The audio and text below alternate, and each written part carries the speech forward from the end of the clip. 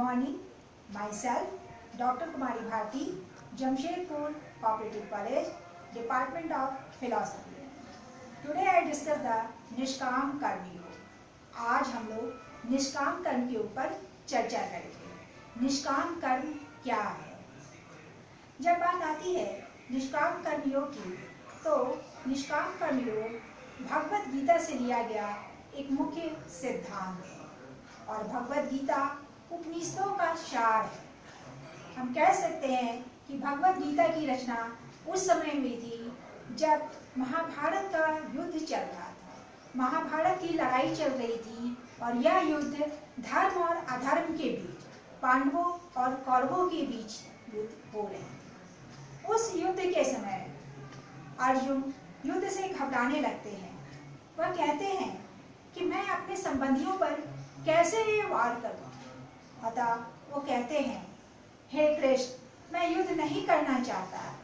उस समय श्री कृष्ण अर्जुन को उपदेश देते हैं और यह निष्काम कर्म की अवधारणा श्री कृष्ण द्वारा अर्जुन के उपदेश पर आधारित है. श्री कृष्ण अर्जुन को समझाते हैं और कहते हैं कि यह तुम्हारा कर्तव्य है. यह युद्ध धर्म और अधर्म के बीच है. यह युद्ध धर्म और अधर्म के बीच है. अतः तुम्हें धर्म पर विजय प्राप्त करनी है और यह तुम्हारा कर्तव्य है कि तुम युद्ध को करो. उसे क्षत्रिय होने का एहसास दिलाते हैं श्री कृष्ण और उसे युद्ध के लिए प्रेरित करते हैं और अर्जुन तैयार होते हैं. उसी समय जो एक अवधारणा आई थी निष्काम कर्म की अवधारणा, उसी की आज हम लोग चर्चा करेंगे कि निष्काम कर्म की अवधारणा क्या है. तो निष्काम कर्म से तात्पर्य यह होता है कि मनुष्य जब भी कोई कर्म करे उसके पीछे कोई भी लोभ या फल की कामना नहीं होनी चाहिए.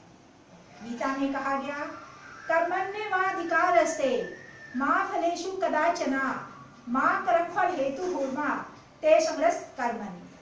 कर्म में ही तेरा अधिकार है, फल में नहीं. ना ही फल की लालसा तुम्हारे अंदर हो और ना ही कर्म त्याग की प्रवृत्ति. अर्थात तुम्हें कर्म करना है, यह तुम्हारा कर्तव्य है, लेकिन उस कर्म के पीछे किसी भी प्रकार की लोभ, लालसा या फल की कामना तुम्हारे अंदर नहीं होनी चाहिए. जब गीता का यह श्लोक आया तो बहुत सारे प्रश्न भी उठे कि अगर हमारे अंदर कोई फल की लालसा ना हो, जब हम कर्म करें और अनासक्त भाव से बिना किसी फल की कामना से कोई कर्म करें, तो क्या मनुष्य संन्यास की ओर प्रवृत्त नहीं होगा? उसकी क्या कामना रह जाएगी? वो क्यों कर्म करेगा? क्योंकि मनुष्य स्वभाव से ही स्वार्थी प्राणी है और कोई भी कर्म करता है तो उसके पीछे कोई ना कोई लोभ, कोई ना कोई लालसा छुपी रहती है. तो इस संदर्भ में श्री कृष्ण ने कहा, कामिनाम कर्मणा न्यासम संन्यासम कवियो विदु सर्व कर्म फल त्यागम प्राहुस्त्यागम विचिक्षिणा. अर्थात हम कर्म करेंगे, हमें कर्मों का त्याग नहीं करना है, बल्कि जो फल की लालसा है, लोभ है, उसका त्याग करना है, उससे हमें संन्यास लेना है. अतः इस प्रकार हम देखें तो यहाँ पर निष्काम कर्म का मूल उद्देश्य जो है वो अनासक्त भाव से किया गया कर्म ही है. हम कह सकते हैं nishkam karma is the devotions of all inner and outer world to. हम कह सकते हैं कि nishkam karma is the devotions of all inner and outer world to surrender through to sacrifice to lord of all world. कहने का मतलब है कि हमारे जितने भी कर्म हैं, जितने भी हमारे कर्म हैं, हम अपने सारे कर्मों को अपने कर्तव्य समझकर करते जाएं और जो भी हमारे अंदर जो भी फल की कामना है, जो भी है, हम सारे कर्मों को ईश्वर के ऊपर समर्पित करते जाएं. अर्थात ईश्वर के शरणागत हो जाए. हमारा संबंध सिर्फ कर्तव्य से कि ये हमारा कर्तव्य है और ये हमें करना है.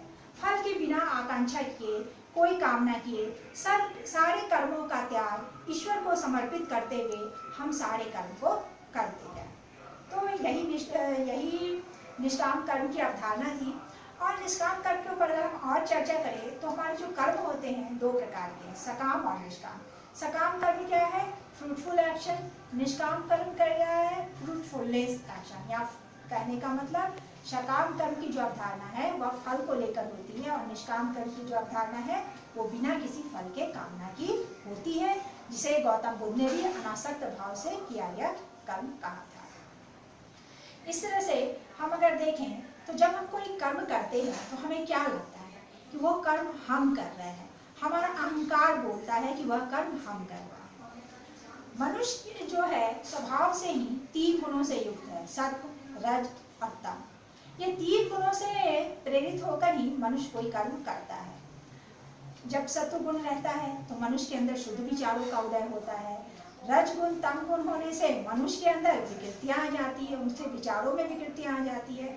तो हम इस तरह से देखते हैं कि मनुष्य स्वभाव से ही प्रकृति प्रदत्त ही वह 3 गुणों से युक्त होकर कर्म करता है। हम अगर आगे विचार करें, 5 कारणों पे हम विचार करते हैं कि मनुष्य कोई कर्म किस तरह से करता है। तो यहाँ 5 कारणों की व्याख्या की गई है। पहला है कर्ता, दूसरा है अधिष्ठान, तीसरा है करण, चौथा है चेष्टा और 5वां है देव। पहला हमारा है कर्ता। कर्म कौन करता है? तो कर्म जो है वो हमारा शरीर करता है। दूसरा अधिष्ठान है। अधिष्ठान का मतलब हमारा शरीर तो अचेतन है, फिर वह कैसे कर्म करता है? तो उसमें चेतना की भावना जो जागृत होती है उसे ही हम अधिष्ठान कहते हैं। तीसरा है करण, अर्थात कर्म कैसे होता है? ज्ञानेंद्रियों और कर्मेंद्रियों के मिलने से ही उनके अनुसार ही कर्म होता है। ज्ञानेंद्रियां हमें बुद्धि विचार प्रदान करती है और कर्मेंद्रियां कर्म की ओर प्रेरित करती है। हम कर्म करते हैं अपने कर्मेंद्रियों के द्वारा और ज्ञानेंद्रियों के द्वारा विचारों से प्रेरित होते हैं। इसी तरह फिर आगे है हमारा चेष्टा। जब ज्ञानेंद्रियों और कर्मेंद्रियां सब जागृत हो जाती है तो फिर हम कर्म करने के लिए आगे प्रेरित होते हैं, चेष्टावान होते हैं। और लास्ट में दैव के आशीर्वाद से ही हम कोई कर्म करते हैं।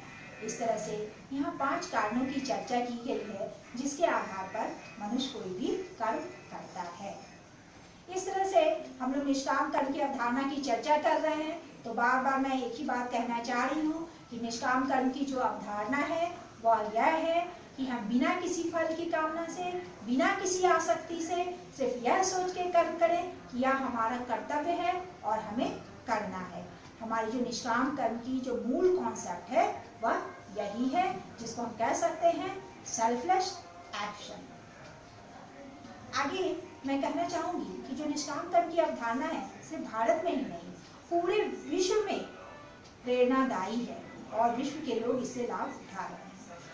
हम अपने देश में देखें तो महात्मा गांधी, बाल गंगाधर तिलक, विनोबा भावे, ये सभी निष्काम कर्म की अवधारणा से प्रेरित हैं।